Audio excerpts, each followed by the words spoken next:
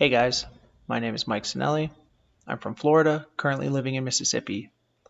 I'm a Potter and Artaxis member, and today I'll be talking about industry and the ways it relates to my work.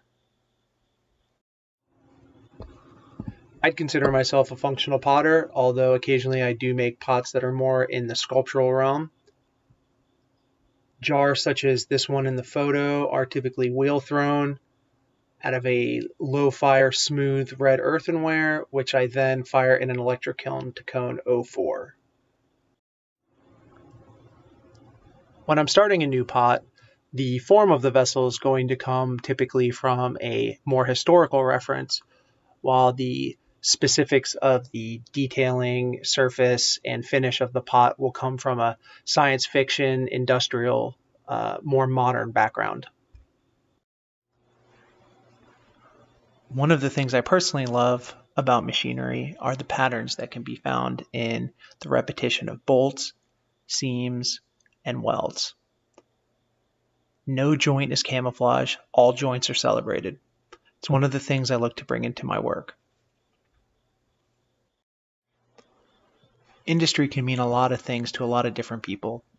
In the ceramics world, it typically means not handmade, which is kind of a dirty word. But the idea of the art potter, someone who's been responsible for the creation of the pot from beginning to end, is a relatively new thing that's probably less than 100 years old. An easy way to find what people typically consider industry in my own process would be my use of commercially made underglazes, commercially produced mason stains, and my firing in an electric kiln, which is much closer to a commercial firing style than, say, something like an atmospheric kiln, wood, salt, or soda. Like industry, I'm not typically looking to be surprised. So, well before I've sat down at the wheel and even touched clay, the pot has started with a detailed drawing where proportion and even color has already been worked out. One way the modern ceramics community, at least in America, typically tries to separate itself from industry is the specificity of which the objects we make are intended for. A cup is simply not a cup, a mug is simply not a mug. Usually it has a very specific liquid it's intended for, and this goes for the full range of ceramic objects that are made today. Industry doesn't generally have the luxury of being so specific. Usually when they're making something, they're trying to do it for as cheap as possible and to reach as many people as possible. Interestingly, I found these limitations that can be caused by this thought process actually had a few things to offer my work. The most significant place the limitations of industry have shown up in my work is in the color schemes. Originally, when comic books were printed, in order to keep the cost down, and due to some of the limitations of technology at the time, simple, bold color schemes were employed for maximum effect.